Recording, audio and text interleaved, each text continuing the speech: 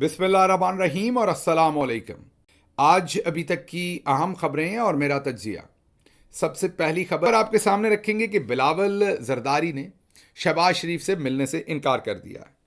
कल उन्होंने कहा कि ऐसे हालात में मैं शहबाज शरीफ वजीर आजम से नहीं मिलूंगा, और रफ्फड़ यही पड़ा है कि वो हिस्सा बकदरे जुस्सा हमें नहीं दे रहे। वो कह रहे हैं कि ना ही केपी में हमारे गवर्नर को पूछ के कुछ किया जाता है, ना ही पंजाब में इंतज़ामी मामलात में, इख्तियारात में जो हमें हिस्सा देना था वो हमें नहीं दिया। गंदा काम, ये वर्ड उनका नहीं है, लेकिन मेरा कहने का कि गंदा काम तो मिलकर ही सब ने किया था।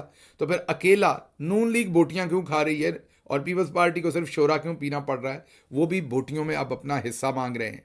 ये भी हो सकता है, और दूसरी तरफ ये भी हो सकता है कि अब इस्टेब्लिशमेंट ने नून लीग से जान छुड़वाने का फैसला कर लिया हो ऊपर की हुकूमत में, और वो बिलावल जरदारी को दिलवानी हो, और इस तरह से एक नया आपको यहाँ पर शगाफ पड़ता हुआ नज़र आता हो और नई सफ़बंदी होती हुई नज़र आती हो। अभी इस खबर के साथ जुड़े रहते हैं। It will be very pre mature कि हम इसके ऊपर कोई स्टेटमेंट दें। हमें इसको मज़ीद रीड करने दें। जब हम इस काबिल हुए कि आपके सामने इसका एनालिसिस रख सकें तो ज़रूर रखेंगे। अगली खबर की तरफ आते हैं। अलामा रागिब नईमी, जिन्होंने वीपीएन को हराम करार दिया था, कल सहाफ़ियों के टेटे चढ़ गए। जब चढ़े तो सहाफ़ियों ने ऐसी दुर्गत बनाई कि सब कुछ भूल गए। एक तो सहाफ़ियों ने यह सवाल पूछा कि वज़ीर आज़म और वज़रा इस वक्त ट्वीट कर रहे हैं, तो क्या आपके जो फतवा है उसके लिहाज से वो गलत कर रहे हैं, हराम कर रहे हैं, उनका ये अमल हरामी है? तो उस पर मौलाना रागिब नईमी ने कहा कि नहीं, 30 नवंबर तक, क्योंकि इजाज़त है हुकूमत की तरफ से, 30 नवंबर तक वो ट्वीट कर लें, वो हराम नहीं है, उसके बाद होगा। उस पर सहाफ़ी ने सवाल किया, तो इसका मतलब है कि 30 नवंबर तक अगर इस वीपीएन से गंदी फोश वेबसाइट्स भी खोल ली जाए तो फिर वो भी 30 तक ख़राब नहीं होगी। उस पर रागिब नईमी साहब आएँ बाएँ शाएँ करते रहे। फिर उनसे पूछा गया कि क्या ये सियासी बयान नहीं था, आप इस्तेमाल नहीं हुए इस्टेब्लिशमेंट के हाथों, एक जमात के ख़िलाफ़ पाकिस्तान तहरीक इंसाफ को आपने टारगेट नहीं किया? फिर रागिब नईमी साहब ने आएँ बाएँ शाएँ किया, और जब फिर भी जान नहीं छूटी तो आखिरकार कहा कि मैंने तो ये फतवा दिया ही नहीं, वो तो कोई इमला की गलती हो गई, लिखने में गलती हो गई, हम इसे गैर शरई नहीं लिखना चाहते थे। मैं आपको पहले दिन से कह रहा हूँ, name and shame will work, that is the only thing which will work against these all rascals ही कह सकता हूँ इन्हें मैं, जिन्होंने मज़हब से लेके हर चीज़ को बेचने पे लगाया हुआ है। इनको आप नेम एंड शेम करेंगे तो ये बाज आएंगे। देख लीजिए, एक गिर गया है।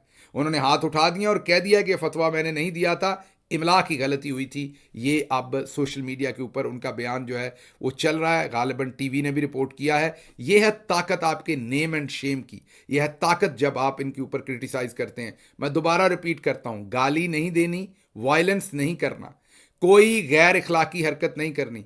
इखलाकियात के अंदर इनको, इनके लगते लेतों को, इनके रिश्तेदारों को कानून के अंदर रहते हुए नेम एंड शेम करें। ये वाहिद काम है जिससे ये बाज आएंगे और बंदे के पुत्र बनेंगे।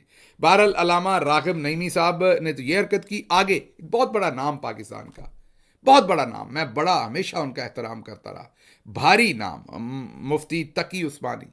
उन्होंने एक ऐसी स्टेटमेंट दे दी कि पूरा पाकिस्तान सरापा एहतजाज है। उन्होंने क्या कहा है, अपने अपने कानों से सुनिए, क्योंकि मैं कहूँगा तो आपको भी शायद बुरा लग जाए। सुनिए। हज़रत फारूक आज़म रज़ी अल्लाह तआला अन्हु वो रातों को उठकर गलियों में चक्कर लगाकर देखा करते थे कि कौन किस हालत में है और वहाँ पर क्या हो रहा है। अल्लाह तबारक व तआला ने अपने फजल व करम से ये तौफीक हमारे गवर्नर कामरान टेसोरी साहब को बख्शी कि उन्होंने उस रिवायत को यहाँ जिंदा करने की। सुन लिया आपने। मेरा ख्याल है कि मुझे कुछ कहने की इसमें ज़रूरत नहीं है। स्क्रीन पर आपको एक शख्स का तबसरा दिखा रहा हूँ जिन्होंने पूरी तफसील कामरान टेसोरी साहब की बताई है। उनके ये जो पोस्ट है इसके मुताबिक जो उनके गुनाह हैं, जितने उन्होंने बदतरीन फ्रॉड किए हैं, गुनाह किए हैं, बत्ताखोरी की है, प्लॉटों पे कब्ज़ा किया, और मौलाना तकी उस्मानी साहब उनको हज़रत उमर फ़ारूक रज़ी अल्लाह अन्हा से मिला रहे हैं। और कुछ लोग मेरी ये गलती निकालते, मैं अनहा और अनहो में गलती कर देता हूँ, माजरत, मुझे अरबी नहीं आती। अगर ये छोटी मोटी गलती हो जाए तो इस पर मेरी माजरत कबूल कीजिए। बहरहाल ये ख़बर आपके सामने रखनी थी कि इन्हतात का आलम ये है। ये बहुत सारे बुज़ुर्ग आपको कई टिकटॉकर्स के साथ, ख़वातीन नहीं, मर्द टिकटॉकर्स के साथ आपको फिरते हुए नज़र आएंगे। اور کیونکہ خواتین کو ٹارگٹ کرنا بڑا ہی آسان ہے، کسی کو بھی کر دیں. لیکن میں آپ کو دوبارہ کہہ رہا ہوں کہ آپ یوسف رضا گیلانی صاحب کو دیکھیں گے، وہ بھی کچھ ٹک ٹاکرز کے ساتھ آپ کو پھرتے ہوئے نظر آئیں گے، مرد ٹک ٹاکرز کے ساتھ. تقی عثمانی صاحب کی بھی یہ جو کامنٹس ہیں، اس میں یا تو یہاں پر شاعر کوئی عہدہ مانگ رہا ہے، یا پھر وہ بھی ویسے ہی شوق رکھتے ہیں جو یوسف رضا گیلانی صاحب رکھتے ہیں، اور وہ پھر کامران ٹیسوری صاحب ہوں یا بہت سارے ٹک ٹاکرز ہوں، وہ ویسے شوق پورے کر سکتے ہیں، ویسی چیزیں مہیا کر سکتے ہیں. تو یا وہ والی پریشانی ہے یا کوئی اور پریشانی ہے، ورنہ تقی عثمانی صاحب جیسا جید آدمی، اتنے بزرگ آدمی جن کا میں ذاتی طور پر تو بہت احترام کرتا ہوں، وہ اس قدر ناقص قسم کی سٹیٹمنٹ کیسے دے سکتے ہیں، ابھی تک یقین نہیں ہو رہا. اگلی خبر آپ کے سامنے رکھتے ہیں. جسٹس بابر ستار، انہوں نے کیس سنا ہے. کیس کیا تھا ان کے سامنے؟ پیمرا نے ایک نوٹیفیکیشن نکالا تھا کہ آج کے بعد جو بھی دفاعی تجزیہ کار ٹیلی ویژن پر بیٹھے گا، وہ آئی ایس پی آر کی اجازت سے بیٹھے گا. I S P R filter کرے گا، اجازت دے گا، تو پھر وہ ٹیلی ویژن پر جا کے بیٹھ سکے گا. ٹیلی ویژنز اپنی مرضی سے کسی کو بھی نہیں بٹھا سکیں گے. یہ کیس چل رہا ہے جس میں جسٹس بابر ستار نے اب وکلا سے پوچھا ہے، جو حکومتی سائڈ ہے، جو اٹارنی جنرل کا آفس ہے، کہ یہ پیمرا کو کس نے کہا تھا. انہوں نے کہا کہ یہ آئی ایس پی آر نے زبانی کہا تھا. انہوں نے کہا زبانی آپ نے احکامات کیوں لے لیے، اور D G I S P R کے پاس یہ اتھارٹی کس نے دی. ابھی جسٹس بابر ستار نے کہا ہے کہ میں آرڈر پاس پھر کر دوں گا، آپ اس سے بہتر ہے کہ میرے سامنے ساری ڈاکومنٹیشن لائیے اور بتائیے کہ D G I S P R کے پاس یہ کہاں سے اختیارات آ گئے کہ وہ ٹیلی ویژن پر کس نے بیٹھ کے تبصرہ کرنا ہے اور کس نے نہیں کرنا، اس کا فیصلہ D G I S P R کریں گے. یہ اب جسٹس بابر ستار نے ریمارکس دیے ہیں. دیکھتے ہیں اس کیس میں آگے کیا ہوتا ہے. اگلی خبر ہے جی، چیف جسٹس یایا افریدی نے بجلی چوری میں ملوث میٹر ریڈر کی ضمانت خارج کر دی ہے. بہت اچھا کیا یایا افریدی صاحب. اگر یہ آئی پی پی کا چور ہوتا تو آپ نے اسے وزیر بنا دینا تھا، اور اگر اس کے خلاف کیس ہوتا تو آپ نے اس کو چھوڑ دینا تھا. یہی تو فرق ہے اشرافیہ میں اور میٹر ریڈر میں. میں یہ نہیں کہہ رہا کہ میٹر ریڈر نے اچھا کام کیا، لیکن میں آپ کو یہ ضرور بتا سکتا ہوں کہ اس نے چند لاکھ چند ہزار روپے کی چوری کی ہوگی.